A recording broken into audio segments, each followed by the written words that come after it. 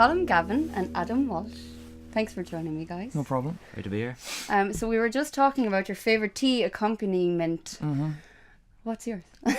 I like to go just for the obvious chocolate digested biscuit. Yeah. Okay. Yeah. Although I mean at the moment, for those who can't actually see, what we're drinking is raw Fabulous tea. cups. Yeah. Well, we're actually drinking raw tea, and if I was drinking raw tea, it would probably be green. Yeah. Yeah. But this is lovely. It's a good cup. Nice tea. Lovely tea. Yes. For me, it'll be a rich tea biscuit. Yeah. Yeah, definitely. My grandmother used to make us rich tea biscuits with butter on them. Oh, very yeah. nice. You can't dunk them though. Yeah. No, Yeah. no, they I just would. fall Oh, with off. butter. I would. Yeah, that's I right. would. Yeah, I would. Yeah, I would it. dunk Yeah. them. Yeah. Yeah. I have like disgusting things that I like. You know what I mean? Like, Yeah, I should have elaborated to begin with. Like, I make this kind of noodly soup thing, and my friend Alex used to call it the black eggs, because basically I used to chop up mushrooms. But you know the blacky part in the mushroom? yeah. If you got like a really like a mushroom that's like a hat, and Okay. the blacky bit, and I cut it up one time, and what it did to the water in the soup was made it all go blacky. I Okay. used to crack in an egg into it just to give it kind of like an Asian effect. Wow. But what happened can't was even that imagine what the that egg, looks the like. white in the eggs would run black. Okay. Can you imagine that? I'm trying to. Yeah. So like if you cracked an egg into boiling water, the egg will, you know, the consistency that Yeah. it goes to, yeah, goes kind of funny looking. Yes. Well, what happened was with colouring with the mushroom, eked into the egg, so black eggs. But it's really tasty because there's other spices and stuff, you know. So it's just Sounds boiling gross. water. Yeah. But I like that. I haven't made it in a very long time, but I like it. Me and my friend were discussing before how much we like noodle sandwiches. Oh yeah. Yeah. Yeah. Just lob on all the noodles Yeah. onto the bread. Yeah. Lots of butter. Do you like butter? I don't eat butter. At all? No. No margarine. No. Mayonnaise. Okay. Which is probably even grosser. Yeah. No, that's okay. That's okay. So you just don't like the consistency of Butter is it? freaks me out. It's so grimy. Do you like milk? Would you have No. milk? I'm not a milk drinker. Oh, this explains the raw tea. Yeah. Black tea. Okay. Yeah. Anyway, Okay. back to you. It's been about a month now since You, Me and the World previewed on Cool Kind, or premiered. But it's all kind of been happening since you've been signed by That's right, by Bio Records. Wow, Yeah. how did Yeah. that come about? Bio Records is run by Tim Jarvis, who is married to Moya Brennan. Moya Brennan, most notably, is from Clonard, although she's just such an incredible woman. She's also involved with Voices and Harps, which is with Cormac DeBarra, and they've just made some incredible music together. And Moya is just like a powerhouse when it comes to touring. They're actually, I think they go on tour this week. Moya's doing a Christmas tour around, if I get this wrong, forgive me, but it's like Germany and Poland and that general area. Cool. And basically, I've known their daughter Aisling for years. Our careers have kind of ran parallel to one another, because we've just played a lot of the same venues. We've even played in a band together at a period in time. I was in a band called Shiloh Palace most recently before I went solo, and Aisling played guitar and sang with us for a little bit as well. And it just kind of came about. Bio Records has started to go through a kind of a renaissance period, in the sense that it was, a lot of the music was very in the region of traditional Irish music and Celtic music that Moya does. Aisling brought out her record on that label, and it just knocked everything out of the park, because it's just an incredible atmospheric record, just in terms of sound scope, you know. And now with me releasing my record on it, it's a whole different thing as well. It's not a million miles away from what they do, but I don't do Celtic music, so we're all at our own birthday at the moment. It's very strange. That's exciting. But it is very exciting, yeah. Great. Yeah. And the new album is out in December. It's looking like it's going to be December the 18th. Brilliant. Yeah. But what's going to happen is, first of all, it's going to be released specifically for online download and streaming and stuff like that. So like Spotify, iTunes and Google Play, Amazon, all Great. those typical ones. And in January, we're going to do a hard copy release. Sweet. It is called A Voice for Urban Darling. A voice for the urban darlings. Any particular reason what that inspired that? When I was in school, I used to write short stories. I would never do what I was supposed to do. And one of the aspects that I loved about English was creative writing. So we used to write these essays, and one of the pieces that I did one time was called Orphans. It's not as maudlin as it sounds, and just there's a section in it where one of the main characters, one of the protagonists, is just having a go at one of the girls and says, "Oh, you think you're some kind of voice for the urban darlings?" And the line just kind of stuck with me. You know, yeah, and for me, I was really afraid it would just sound like an incredibly pretentious title, which it probably does. But actually, it's a lot more playful than it sounds. And I think it actually sounds really poetic. Well, thank you very much. So, and now that I've got the Rachel Masterson approval, seal of approval. Yeah. Cup of tea. Cool. You know, you're Cup of Kjol kind. Yeah. Yeah. you're on the way to becoming a superstar after this. Well, actually, I think this is the pivotal turning around moment. I mean, that around is, the corner, you two are playing sold out gigs, and you are just around the corner from that. Yeah, we got That's lost. how close you are. I know, we got lost. To didn't we? U2 fame. Yeah. What fascinating. what about you? What's your involvement? Well, my with the role is the album? producer of the album. Okay. And I have a home studio Sweet. called the Cabin Studios, and that's where it's all been done Cool. last month, pretty much. So it's been quite intense. Like it's been a quick process. We were just talking about it before we came in to do the interview. Like with myself and Ad, it's like sleep is just something alien to us at the moment. I mean, Yeah. our hours. Work. I mean, like before we met up today to come in to do the interview, like myself and Ad would have seen each other like 6 hours previous, and it's not in any way intrusive, and it's really lovely. And the whole process of making the record actually has been probably the most fun. I feel like there's a hug coming on here. I love you, man.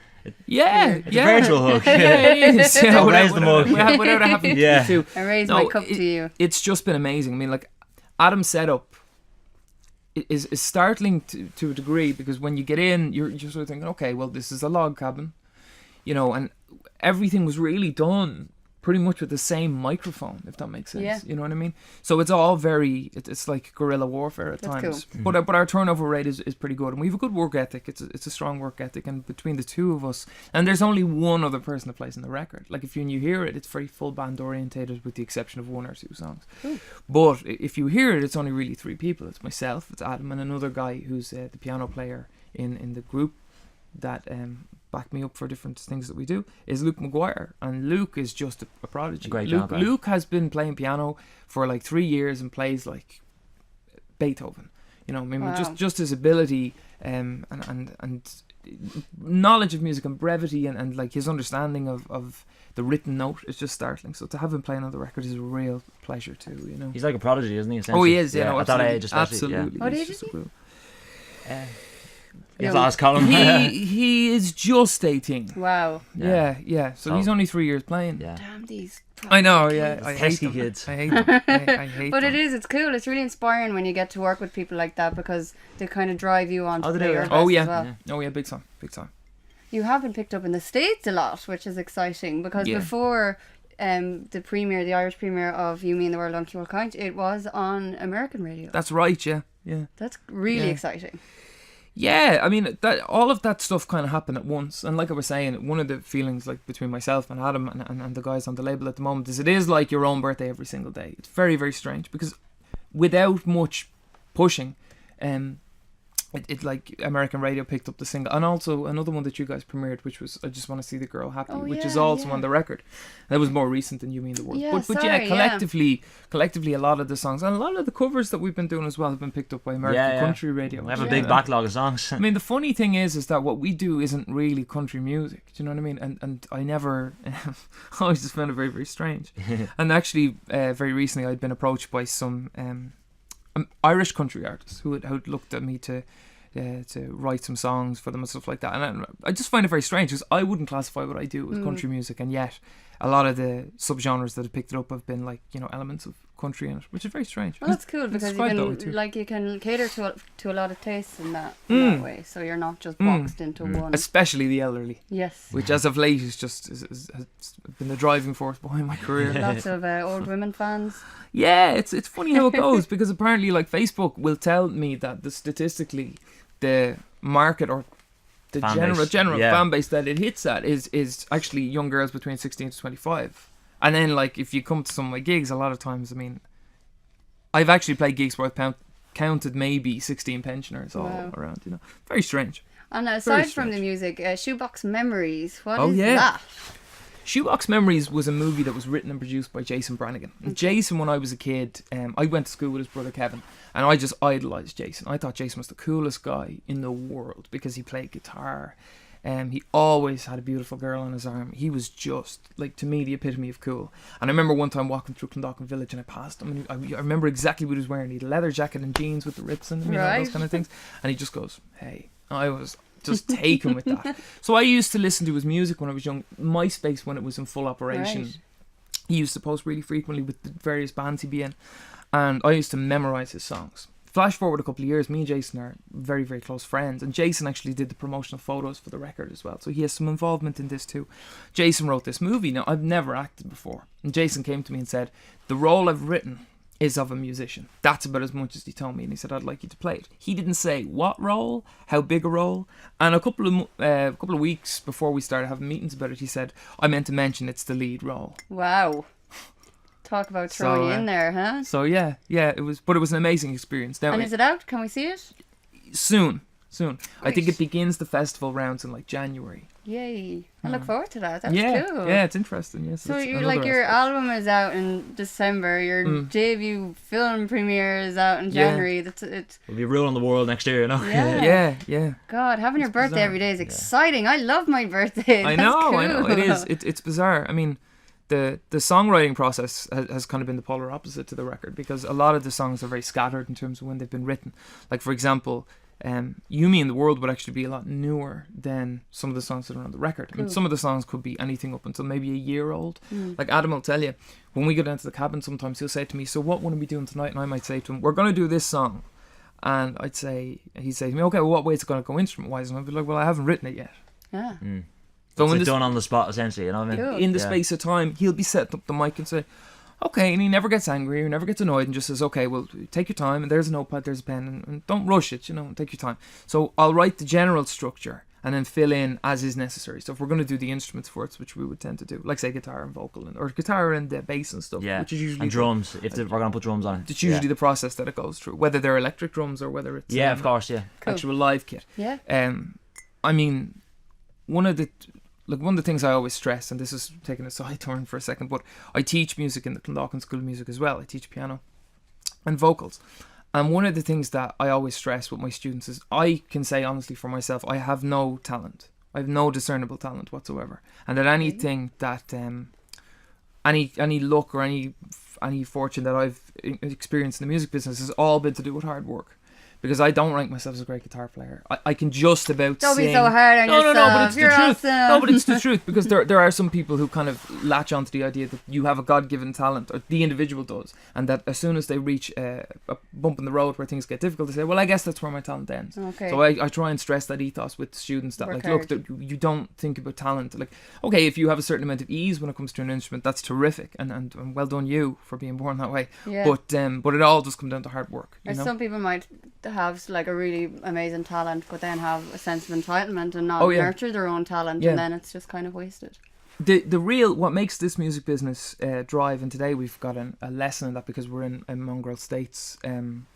Thanks, guys. Well, I mean, it's a lesson in the way to survive in the music business. I mean, if you were to, I've only met one member of the group, but if you were to sit down with any of the guys, I'm sure you'd be greeted with the exact same warm approach and sensitivity, because we're human beings, and that's so lovely to see. That sounds real, oh dude, but really it's true, and that's what makes the music business go round. Definitely, it takes nothing to say to somebody, hey, thank you so much for your time. Yeah, that's really, really kind of you. And sometimes, like, people, all they want to do is share time and share those moments. But isn't that brilliant? Yeah, it is. And that is the thing that's going to make, that's what makes the world go round. Makes the whole world go man. I think we need to wrap things up, do we? Yeah. So, tour. Have you a tour planned? At the moment, things are very early because I'm less than a month signed with the record label. Okay. So the situation as it stands is basically we're going to get the record out for download on the 18th of December. I think that's the date that we're working towards. Now, don't hold me to it, but I think it's got to be a Friday. Mm-hmm. So that's I think it's one of the last Fridays in December. So that's when it's coming out for download. So if you could please buy A Voice for the Urban Darlings, I think you really will enjoy it. And if you go over, it'd go nice with a cup of tea. If you go over to my Facebook page, which is Colm Gavin Official on Facebook, this week we're actually going to put up some snippets of some of the songs, 30-second little snippets. Cool. So just to give you a taster. Great. Okay. Well, we'll leave it there, and thanks so much for joining us. Cheers. Thanks a million. Thanks a lot.